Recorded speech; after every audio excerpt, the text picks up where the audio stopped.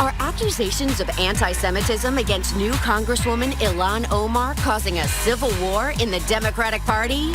And are Republicans fueling the fire? Brie Larson and Annette on how women conquer the superhero universe in the buzzed-about blockbuster Captain Marvel. And Fox News senior meteorologist Janice shares how she weathered her personal storms, from being diagnosed with multiple sclerosis to getting sexually harassed by ex-Fox News chief Roger Ailes. Hot topics are on the table with Whoopi, Abby Huntsman, Joy Behar, Sunny Hostin, and Meghan McCain. Now, let's get things started.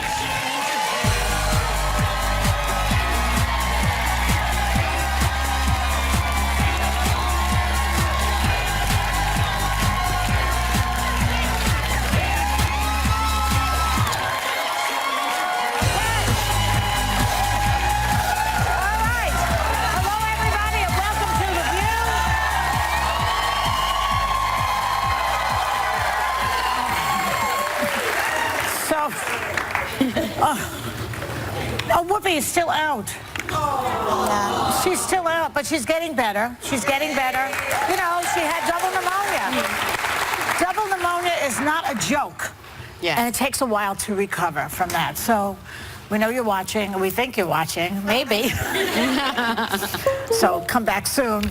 Okay, so Democrats, they're finally getting some power back. And what do? They start a civil war in their own party. Democratic lawmakers are split on whether to vote on a measure denouncing anti-Semitism after freshman Congresswoman Ilhan Omar was accused of using anti-Semitic tropes. Her supporters say it's an unnecessary resolution that unfairly targets Omar herself. But her detractors say the rise of anti-Semitism cannot be tolerated in any form. Okay, so do we need a resolution that says that? Isn't it a given at this point? And why are they fighting with each other when there are so many other things to worry about right now? That's a good question. And are they throwing the thing over to Trump in 2020? It's very annoying and scary, and I don't like it. It's sad that we even need a resolution for this, and frankly, a bad look that we can't even get something like that passed. I'm not going to get into the details. Meg, I know you know far more about this than I do. But I personally feel for Nancy Pelosi because I think she's in a position similar. It reminds me to John Boehner. Remember when the Tea Party came in? And she cares, I think, about the future of the Democratic Party. Of course she does. And she's savvy enough to know that some of these more extreme voices in her party rightfully won their election. But the things that they say are so out of step with the majority of where the country is. So how do you balance that, but make sure that the party doesn't lose their soul and connect with the American people and are successful in 2020? Nancy Pelosi, I don't envy her right now, but she's in a place where she's going to have to try and wrangle them. But also, don't tweet publicly. Why not get behind closed doors? Why is Nancy tweeting? I feel like the Democrats are all tweeting out their frustrations publicly. Ilhan Omar's thing is that she tweets all the time like Trump, and that's a mistake. And AOC? Yeah, she does. But why not handle it behind closed doors? I think there's tweeting on both sides, right? Yeah. This issue is a really intense one for me, and just bear with me, because I know, Sunny, you and I in particular don't always agree on this. And I want to say, first and foremost, anti-Semitism shouldn't be a left or right issue. I don't think we should be emphasizing it on either side, because as we know, if it's a tiki torch person in Charlottesville saying Jews will not replace us, or if it's we had Barry Weiss on to talk about sort of these more dog whistle moments that, in my view, Ilhan Omar is doing. And she, as of Saturday, hadn't been able to have gone 15 days without saying something anti-Semitic. What's interesting about this is that she is an up-and-coming rising star in the Democratic Party. She's on the cover of Rolling Stone magazine right now. She fits a lot of boxes that Democrats like. She is the first Somali elected member of Congress. She's the first woman, first of two Muslim women elected to Congress, and she's the first minority woman to serve from Minnesota. And the problem is right now is there's pressure to support her within the Democratic Party because identity politics and intersectionality is something that is important to Democrats. And I think at this specific moment, this is a watershed moment for Democrats. A lot of Jewish people in this country, I think, are being asked, with the rise of anti-Semitism in this country, is it more important to defend party politics or is it more important to defend anti-Semitism? And we can have conversations all day long about how you feel about Israeli politics. Yes, excuse me if you object to it. We can have a conversation all day long about how you feel about Palestinian politics, how you feel about Israeli politics, how you feel about Netanyahu, but in the same way that I fear what's happening with Corbyn in the UK, I fear that it's seeping its way over here in the United States. Yes. And I just present this question, which may be an uncomfortable one. If what Ilhan Omar has been saying for the past few weeks were said by a white Republican male, how would you be reacting to it right now? I mean, for me, I object to it no matter who says it. I'm asking the proverbial question. The other thing why are they always concentrating on Israel is what I want to know. There's a little tiny place apart in the world. I mean, she's from Mogadishu. Does she object to things they do there? I'm assuming she does. And Yemen and Libya and Syria and all the hot spots all over the world. And yet this seems to be the focus of a lot of people around the world, including the UK and here. Israel. And why? Why that particular country? It's very suspicious to me. Can I say that I 100% agree with you on that? And I think that we should be talking about human rights violations globally, everywhere. In Iran, gay people can be thrown off of buildings for simply being gay. Women can't wear tank tops in the street without being stoned. There are human rights violations going around globally. And I agree with you. My question to Ilhan Omar is, why specifically this area of the world? Why specifically this group of people? And just putting a button on this, because I know you've let me filibuster. She is on a committee, a foreign relations committee, that will be in charge of what happens globally with our diplomacy. I'm uncomfortable with that in the same way that I was uncomfortable with Steve King being on that as well. To your question, Joy, I think we should talk about the comment that she made that has spurned all of this discussion, right? There are many comments. There are many comments, but the comment that she made that we're talking about, that the resolution has come from, she said, so for me, because she has apologized for the other comments, for two of the comments. Well, she also had a lot of pressure to apologize. But she did apologize. So the comment she said was, so for me, I want to talk about the political influence in this country that says it is okay for people to push for allegiance to a foreign country. And I want to ask, why is it okay for me to talk about the influence of the NRA, of fossil fuel industries, or big pharma, and not talk about a powerful lobby that is influencing policy? That's what she said. And people say that that is anti-Semitic. When we had Barry, no, let me just finish. When we had Barry Weiss on as an expert in what is anti-Semitic and what isn't, I asked her, is it okay to talk about Israel's policies and not be called anti-Semitic? And she said yes. She said yes. She said where it crosses the line is when you say that Israel does not have the right to exist. That is when it crosses the line. Now, Omar has never suggested that Israel does not have the right to exist. Can I say what she has said? So, to me, it seems to me that Republicans are trying to use this as a wedge issue. I'm really not. And I think that... Not you. She's not talking about you. You know, this selective outrage is kind of crazy, because I don't think that the Republicans have moral high ground here. But it seems like Democrats are upset too, Kevin McCarthy has used these anti-Semitic tropes. I think that Jim Jordan just recently, tweeted this against Tom Steyer. Remember that Ilhan Omar in the West Virginia Republican Party just had this huge poster superimposed with her face with 9/11 terrorists, and I haven't heard any outrage about that coming from the Republican Party.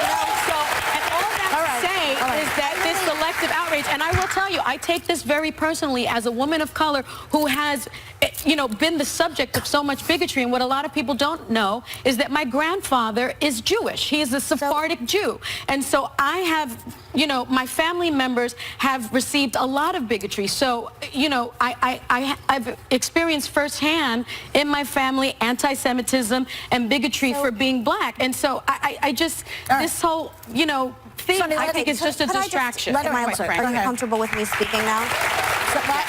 Are we comfortable with me rebutting now? Yes. Okay. So she also said Israel has hypnotized the world, suggested that Jews in Israel have bought U.S. politicians all about the Benjamins, implied that American Jews have divided loyalties, and it's okay for people to push allegiance to a foreign country. I again say, why this obsession with Jerusalem and Israel? Why this obsession with this specific area of the country? And as you said, as you've said many times, these are dog whistle comments for Jewish Americans. Yes, they are. we and agree. they hear what she's saying. And we she can has to apologize for that. But you She should have. But you have to One admit, moment. Megan, that it is disingenuous of the Republican Party to go after us. They are backing a president who is in bed with dictators committing human rights violations really all over the world. Traffics and bigotry. Traffics and bigotry. Let's go there at So least. just really quickly, since we're talking about, I take this very personally. I would go so far as to say I probably verge on being a Zionist as well. But I will say that I don't have family that is Jewish, but Joe Lieberman and Hadassah Lieberman are my family. Yeah. And I take the hate crimes rising in this country incredibly seriously, and I think what's happening in Europe is really scary. And I'm sorry if I'm getting emotional, but you're right. the idea that this is politicized, I'm really not. I was very nervous to talk about this on the show because I thought it would become politicized, and it really shouldn't be. On both sides, it should be called out. Right. And just because I don't technically have Jewish family that are blood related to me, it doesn't mean I don't take this as seriously, and it is very dangerous. Very dangerous. And I think we all collectively as Americans on both sides, and what Ilhan Omar is saying is very scary to me, and it's very scary to a lot of people, and I don't think you have to be Jewish to recognize You don't. that. And You I don't have just to be hope Jewish. instead of a resolution To love Levy, just from the that's right. Democrats, I'm tired of the selective outrage, and I hope that we have a joint resolution perhaps from Republicans and from the Democrats. I would be in favor of a joint resolution. Okay. Speaking of joints, I wish I had one right now. Coming up, we're changing gears. Should Taylor, this is more important than anti-Semitism, right? Should Taylor Swift, no, I'm kidding. It's a joke. Should she be speaking out on politics? What do you think? We'll be right back.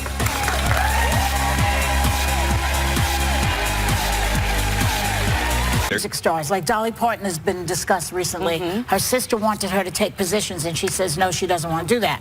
Should they? Should they? And what happens when they do that? I think sometimes they get into a lot of trouble. I mean, I remember the Dixie Chicks getting into a significant amount of trouble. We had Dolly Parton on the show. She said she wants to be an entertainer first. She wants to be able to take people away from politics. Reba McEntire said the same thing, right? I want people to take away people from politics. Kid Rock, on the other hand, has been active politically. Yes, I know. We know. You know that, Joy. He's alienated some fans. Me. You. He never did come on the show, did he? No, he didn't. And then Willie Nelson has been really supportive of Beto O'Rourque, and he's alienated some of his fans. So you take the chance of alienating That's people. right. Dolly Parton's sister, I think, wanted her to speak out on the Me Too movement, and she had made that decision. I personally don't need to hear from Taylor Swift on politics. I love Taylor Swift. I love her music. I think she's an incredible performer. Thank you. One clap. Thank you. At the same time, though, I feel bad sometimes for celebrities because I think society puts too much pressure on them that if they don't speak, that they don't care about it, and then when they do speak, you're alienating half of your followers. It seems like Taylor Swift, though, similar to Lady Gaga, they started young, and they're now to a place where they're like, you know what, I'm going to speak for myself now. I'm not going to let the industry do it for me, and I'm going to do. With her music, very active. She has, but Lady Gaga, a big LGBT advocate. Yeah, but she talked about in the early years how, she's now at a place where she's in control of her music, and she's the person that she wants to be. She's been very open about what she's been through over the years. In my generation, everybody was political. Pete Seeger and Bruce Springsteen and Joan Baez and Bob Dylan. And Bob Dylan and a lot of people. Everybody was political in my generation. It was what you did. And it seems to me, if you are enjoying the fruits of our democracy, you have an obligation to speak out when you see that there is injustice going on in this country. You are a member of this country. You are every day enjoying the freedom that we have. So that when you keep quiet, you are really a collaborator in the evil, in my opinion. That's what a lot of people feel back. That was a lot of criticism of Taylor, was this, that she has a responsibility with her platform. I will say that all of us know every day, Joey, you've been doing this 20 years, you divide people. There are places and spaces you and I and all of us will go into that we are unwelcome for what we say. And I think there are some people, we all bond on that. And I think there are some people that maybe just don't want to subject themselves to it. I couldn't even imagine not being political and not using my voice. And I think she took a longer time, but I think some women aren't like the women of The View, and it's okay. for me. Sometimes I don't want to be like the women on The View. But you know what I would say? You know what I'd say to you, Joy, though, is even just because they're not speaking out publicly doesn't mean they're not doing their duty privately. You mean they talk in the mirror? Who cares? No, it means that they can go and they can vote for things they're passionate about. Oh, yeah, so it means that they can handle things She's in their got own way. 114, what did I say, 114 million followers. Come on. That could be such a powerful platform. Powerful position. Yeah. And But when I you, don't when think she you, should when feel you, pressured to do it, though, because... I think she did. but when, That's why you, she but wound when you up. try to protect your pocketbook at the expense of your ethics, I don't find that an admirable quality. Yeah. Sorry. I don't wake up in the morning and say, what does Taylor Swift think about what's going on in I do. Washington? Every morning I think about it. Up next, this guy, I feel so bad about Alex Trebek, I have to say. He made a brave announcement, this poor guy. It's so upsetting, but we're going to talk about him when we come back. Yeah. A little bit.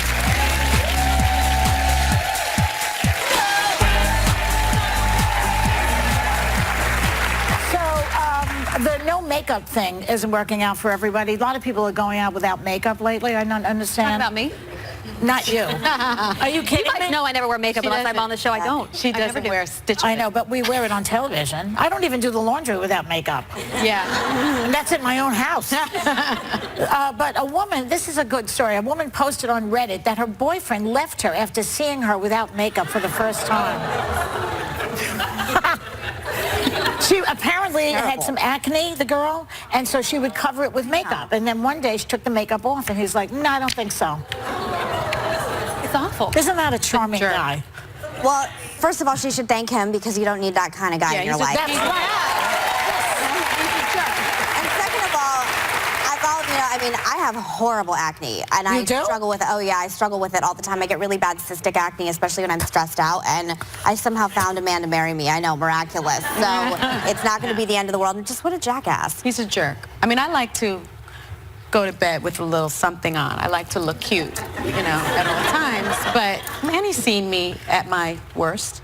Yeah. And That's the thing all is, right. at a certain point, Who you're going to cares? get sick, or you're going to, you know, something's going to happen where you're not going to look 100%. Well, your looks go either way. When you're 90 years old, I mean, And you you can don't still be look great, beautiful, but you if know. you look different than you do when Have you you seen first my met. Nana? Although she is gorgeous. Yeah. She is gorgeous. She's 107. Yeah, looking great. she does. He really did. He did her a favor. Yes. He really But did the her a good favor. news about getting older is that everybody kind of loses their eyesight a little bit. You know what I mean? Your eyes go. Not that you're blind, but, Yeah. you know, my husband, he can't see without his glasses. But And this that's is when a- I show up naked and without makeup. This is a real problem, though, in social dating sites now, because you can post whatever photos you want, and you can edit them with the Kardashian app, with the small waist and the big butt, and then you meet someone for drinks, you're like, this is not the same person that I saw online.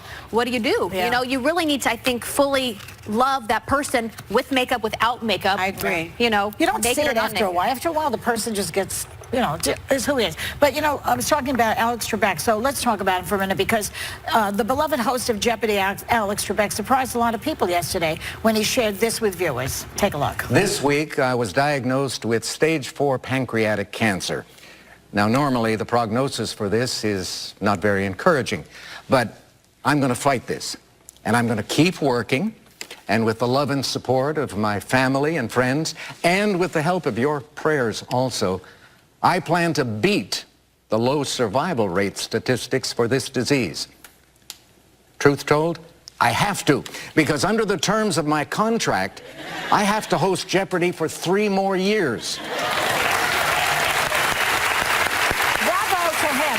He's so lovely. You guys know I was on Jeopardy with Anna Navarro, and I was like kind of near tears. He was so lovely to me. Yes. He came up to me. He was like, I think it was your clicker. He knew it wasn't, and he was like hugging me. Yeah, I mean, he's a lovely person, and I just wish him all the best. Yes. We love him He's so very much. brave, and we wish him the best. Yeah. We'll be right back.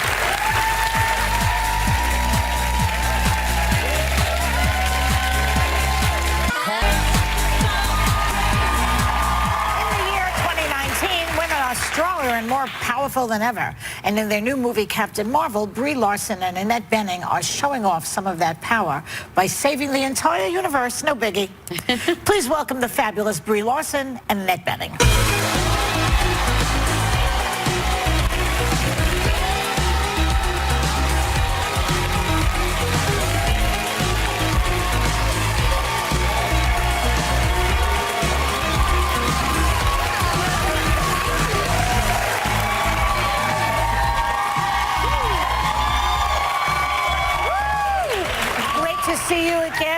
you ladies, I don't know, but you were here before, right? I have never you been have here. not. No, I know it's my she first has been here many times. Welcome. Thank you. What a powerful superhero, right?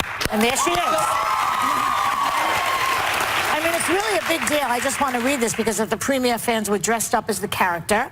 And there was even a fighter jet flyover. I mean, wow. that's a big so deal. cool. I love that. Yeah. So how does it feel to be part of a big blockbuster like this? Yeah, this is big. Yeah. The premiere just like kept going and going too. It was like the carpet went on forever. And I learned last night that I'm on a pineapple. I'm actually on like the Dole pineapple. Oh yeah, look at that.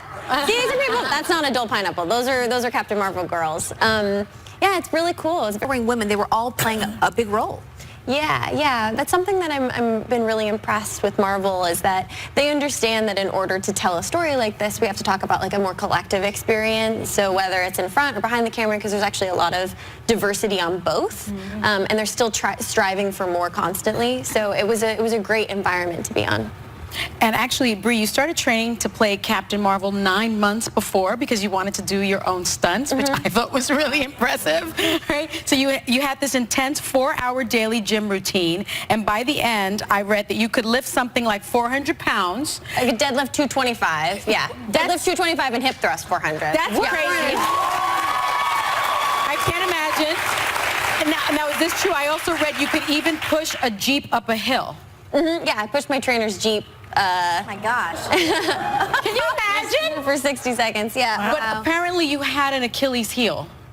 The cat. The yeah, cat. The What cat. do you mean? I have severe allergies, so it was like a joke on set that I would do these crazy stunts all day, you know, up in the air, like 50 feet up in the air, but then if the cat came on set, I was like wringing my hands. Oh, but the cat had some sort of role. Yeah, in the movie, cat plays right? a big part in this film, and he's really, really cute. Yes. So. And Brie, I also know that you met with real-life Air Force pilots. That's amazing. It was incredible. I got to spend 2 days at the Nellis Air Force Base hanging with fighter pilots, and in particular getting to meet a lot of the women that are in the Air Force. And Kazi took me up in a plane. We got to simulate a dogfight, so we were on offense and defense. I puked a lot. The G's are no joke. I got to 6.5 G's, and I got a call sign, which is Sparrow. Oh, Sparrow. That is amazing. And Annette, you play a character called the Supreme Intelligence. Without spilling too much of the film, tell people about this character and the relationship that it has with Marvel. Well, I play the Supreme Intelligence, and I'm like a godlike entity. And I meet her in the virtual chamber as she's preparing to go into battle. We actually have a clip. Let's take a look. I love that. What a perfect voice for that role. But you really have to understand Marvel in this role. I heard you had to consult your kids. I did. I had to swear them to secrecy, which they have respected, and I did. I got a sort of crash course from my kids because they're avid fans and they knew the whole background to it. And there's some things that I can't talk about that I can't talk about today, but that they were able to also explain to me. Have they seen the film yet? No, they haven't. Brie, the movie takes place in the 90s, and it's so fun to catch all the references to the time period. Blockbuster Video, everybody remember that? AOL, pagers, Yes, I pagers, did. I remember that. You actually got your start as a child actor in the 90s and comedy sketches for The Tonight Show with Jay Leno, and we... Brie.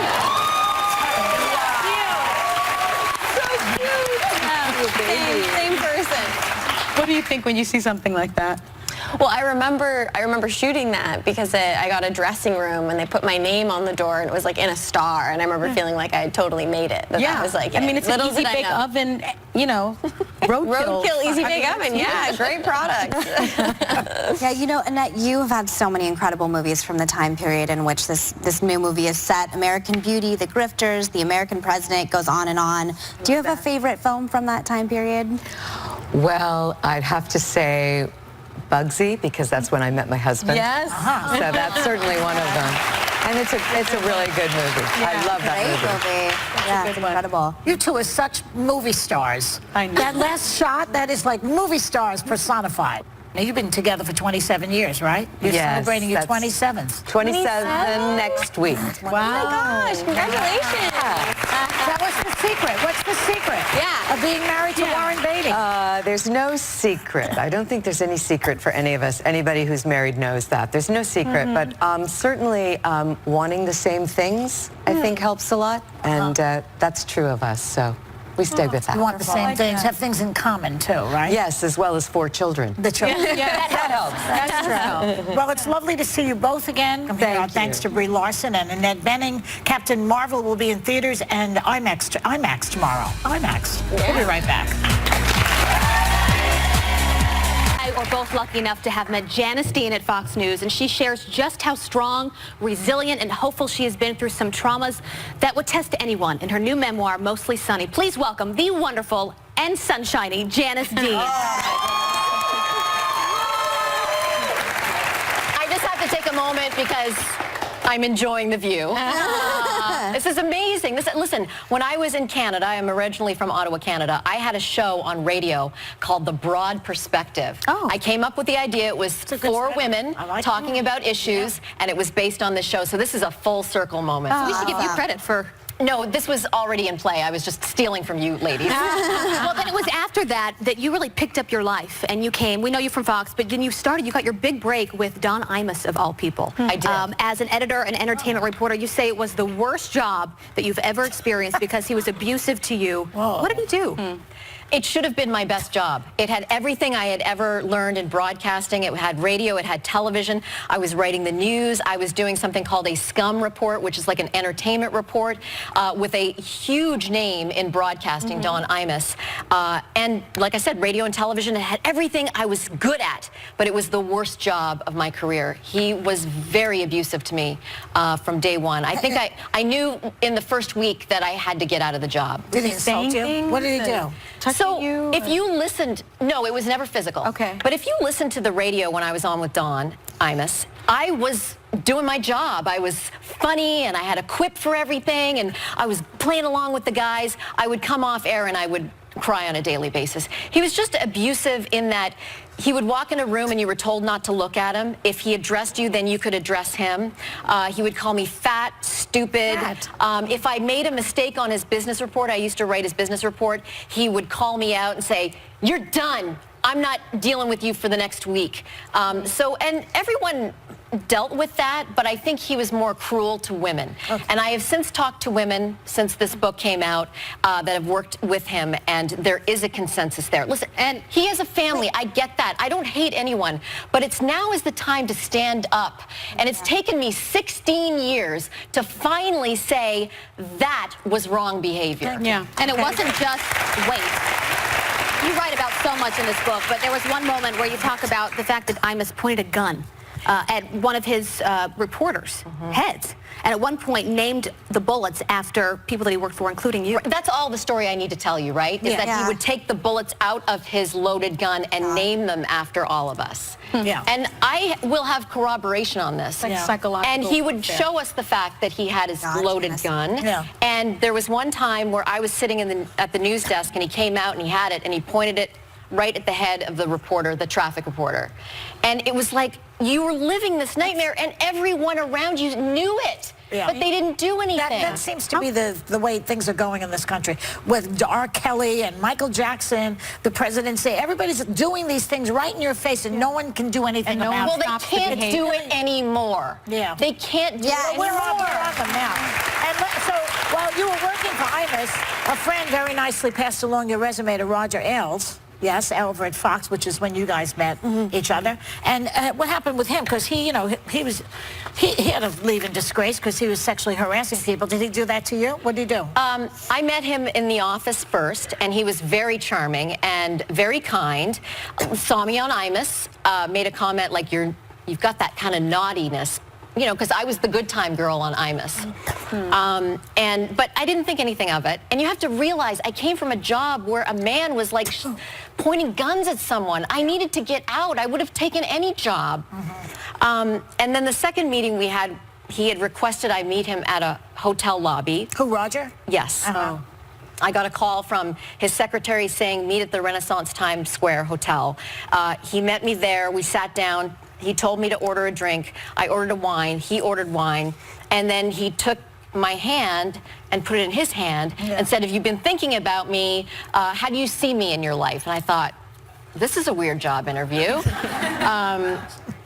And I just thought maybe he was attracted to me, but I just said, well, I see you as a mentor, somebody I'd love to work for. A grandfather figure. I might not be here if I had said that, but so it was one of those moments where, look, my whole career I've dealt with some form of harassment, especially in broadcasting. Unfortunately, it's changing. There's been an earthquake, thank goodness. Yes. And then he called me before I got the job and said, hey, Janice Dean, how's Imus? And I said, oh, I can't wait to get out of this job. He said, well, I really like you. I want you to come work for Fox. But how are you at phone sex? And I laughed it off and I said, I'm terrible. Just really quickly, you have dealt with so many things. MS, you were diagnosed with in 2005. There's a whole cacophony of adversities that you have faced and overcome. You are the brightest person I have ever met in my entire life. I adore you. You are my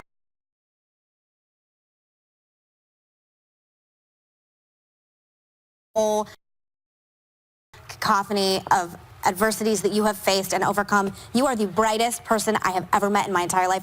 I adore you. You are my sister, and you have shown me what real strength in the face of real adversity is, and I want to thank you here today for that. Listen, let me just say this. And I love you. 30 seconds. Yeah. Roger Ailes wasn't all bad. I went to work for him. I've been there 15 years. I love this company. It's a family to me. Yeah. They did the right thing, but he wasn't Darth Vader. And there are a lot of Roger Ailes, unfortunately, in this business. But you know what? They're lucky that people like you stayed because you helped folks like Megan and myself. Well, Yep. Janice Dean, we love you so much. Thank you for being here. All right, and of course, members of the audience are getting a copy of her book, Mostly Stunning, How I Learned to Keep Smiling Through the Rainiest Days. We'll be right back.